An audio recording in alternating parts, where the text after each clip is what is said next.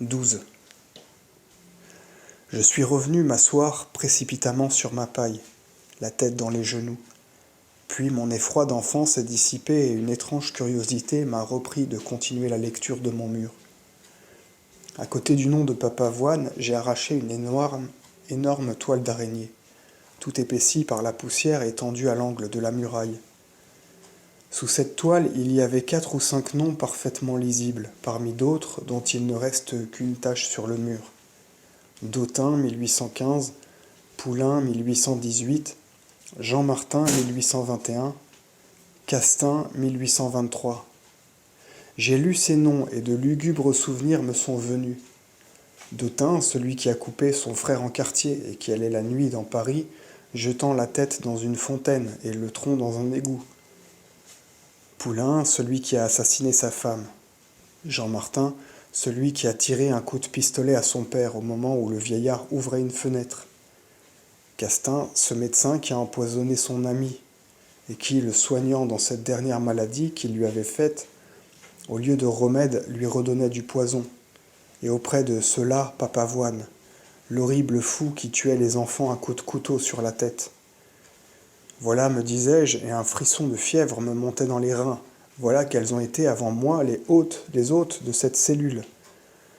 C'est ici, sur la même dalle où je suis, qu'ils ont pensé leurs dernières pensées, ces hommes de meurtre et de sang. C'est autour de ce mur, dans ce carré étroit, que leurs derniers pas ont tourné, comme ceux d'une bête fauve. Ils se sont succédés à de courts intervalles. Il paraît que ce cachot ne désemplit pas. Ils ont laissé la place chaude, et c'est à moi qu'ils l'ont laissée. J'irai à mon tour les rejoindre au cimetière de Clamart, où l'herbe pousse si bien. Je ne suis ni visionnaire, ni superstitieux. Il est probable que ces idées me donnaient un accès de fièvre. Mais pendant que je rêvais ainsi, il m'a semblé tout à coup que ces noms fatals étaient écrits avec du feu sur le mur noir.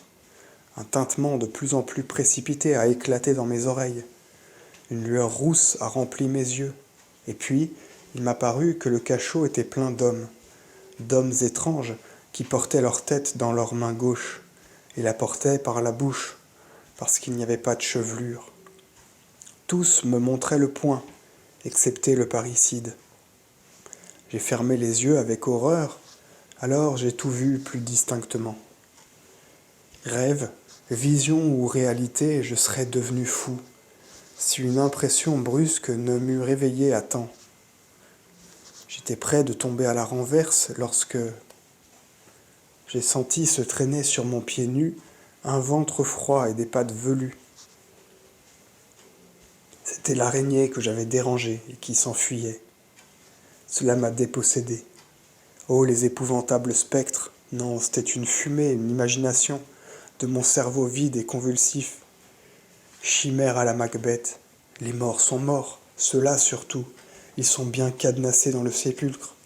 Ce n'est pas là une prison dont on s'évade. Comment se fait-il donc que j'ai eu peur ainsi?